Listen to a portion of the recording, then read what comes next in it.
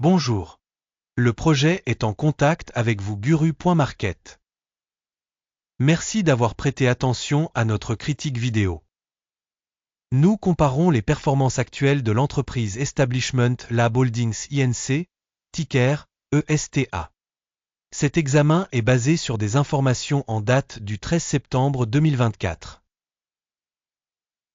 Par classement Guru.market, organisation Establishment Lab appartient à la sous-catégorie Medical Equipment. 96 organisations participent au comparatif, c'est très représentatif. Nous commençons par des informations générales sur l'entreprise. Un peu plus loin, nous examinerons chaque indicateur plus en détail. Si vous le souhaitez, vous pouvez le mettre en stop. Vous pouvez regarder plus en détail tous les indicateurs de l'entreprise étudiée. L'accès au tableau avec la structure des tickers d'entreprise est libre et gratuit. Nous vous demandons de bien vouloir partager la vidéo sur vos réseaux sociaux. Merci beaucoup pour votre republication, ainsi que pour divers autres soutiens, cela aide grandement dans la suite des travaux. Capitalisation boursière de l'entreprise Establishment Lab Holdings Inc. évaluée à 1,09 milliard de dollars. La capitalisation boursière de la sous-catégorie est de 523 milliards de dollars. Establishment Lab a une part de 0,209% et est l'une des très petites entreprises de la sous-catégorie. La capitalisation du bilan de la société est de 0,04 milliard de dollars. Avec une capitalisation bilantaire de la sous-catégorie de 141 milliards de dollars. Establishment Lab représente une part de 0,029%. Après avoir comparé les actions d'échange occupées et la capitalisation du bilan, nous constatons ce qui suit. Partager Establishment Lab dans une sous-catégorie en cas d'évaluation de la valeur marchande est de 0,209%. La valeur comptable est de 0,029%. Soit 86% de moins que la part de la valeur marchande. Évaluation de la part de marché de l'organisation et de la valeur comptable de la sous-catégorie. Mauvais, moins 1 point. Évaluation globale de l'entreprise Establishment Lab Holdings Inc. sera présentée vers la fin de la vidéo. Veuillez regarder la progression de l'analyse dans son intégralité. Les dettes de l'organisation analysée s'élèvent à 0,183 milliards de dollars. La dette par rapport à la valeur comptable représente 457,5% des capitaux propres. Note du niveau d'endettement de l'entreprise, très mauvaise, moins 2 points. Le rapport entre la valeur boursière d'une entreprise et son bénéfice est de 0. Avec une moyenne dans la sous-catégorie de 61,6, ce qui est pire que dans la sous-catégorie. Une évaluation du ratio cours des actions bénéfice de la société par rapport à la sous-catégorie. Très mauvais, moins 2 points. Le bénéfice des 12 derniers mois était de moins 83 millions de dollars. Les bénéfices prévisionnels pour les 12 prochains mois sont inconnus. C'est mauvais pour les perspectives de l'entreprise. Une évaluation de l'indicateur de bénéfices futurs projeté par rapport à celui de la sous-catégorie. Mauvais, moins 1 point. Le ratio valeur-chiffre d'affaires de l'entreprise est de 7,2. La moyenne dans la sous-catégorie est de 4, soit 80% de plus que dans la sous-catégorie. Évaluation de l'indicateur valeur marchande, revenu par rapport aux indicateurs de la sous-catégorie. Tolérable, moins 0,5 points. Le chiffre d'affaires des 12 derniers mois était de 150 millions de dollars. Les revenus prévus pour les 12 prochains mois sont inconnus. Et c'est extrêmement mauvais pour le prix de l'entreprise. Évaluation des revenus futurs attendus par rapport aux indicateurs des entreprises de la sous-catégorie. Mauvais, moins 1 point. Si vous êtes intéressé par ces analyses, alors je vous demande de bien vouloir vous abonner à la chaîne et de cliquer sur la cloche.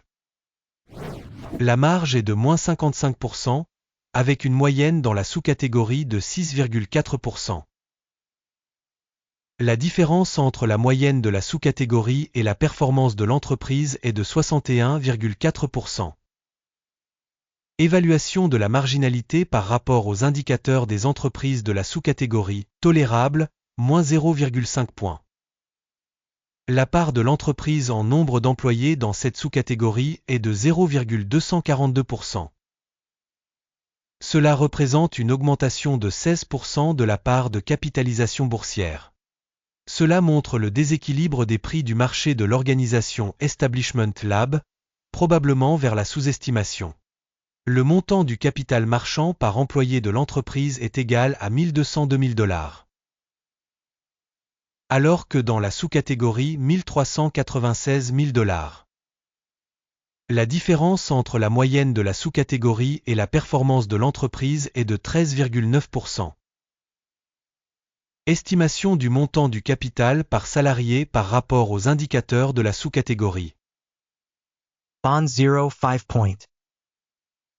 Le montant du bénéfice par employé de l'entreprise est de moins 91,6 milliers de $. Avec une moyenne dans la sous-catégorie de 22,6 000 $. La différence entre la moyenne de la sous-catégorie et la performance de l'entreprise est de 305%. Estimation du profit par salarié individuel par rapport aux indicateurs des entreprises de la sous-catégorie. Tolérable, moins 0,5 points. La part des revenus pour chaque employé de l'entreprise est de 167 000 $. Par sous-catégorie 352 000 $. La différence entre la moyenne de la sous-catégorie et la performance de l'entreprise est de 111%. Estimation du volume de revenus par employé individuel de l'entreprise par rapport aux indicateurs des entreprises de la sous-catégorie. Tolérable, moins 0,5 points. Le volume des transactions de vente est de 20,2%, avec une moyenne pour la sous-catégorie de 5,3%. C'est un indicateur du risque possible d'un short squeeze.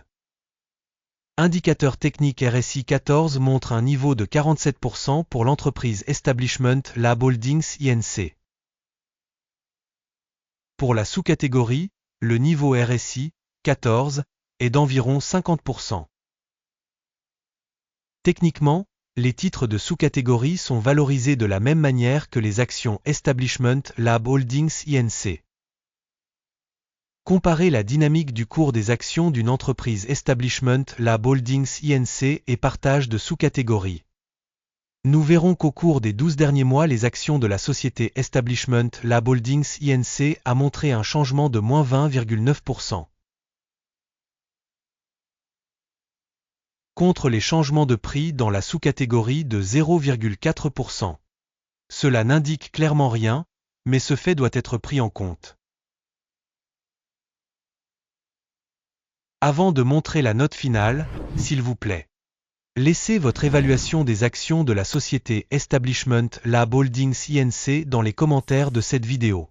Nous examinons chaque commentaire et essayons très fort de répondre à presque chacun. Vos réponses dans les commentaires aident à faire passer le message Guru.market.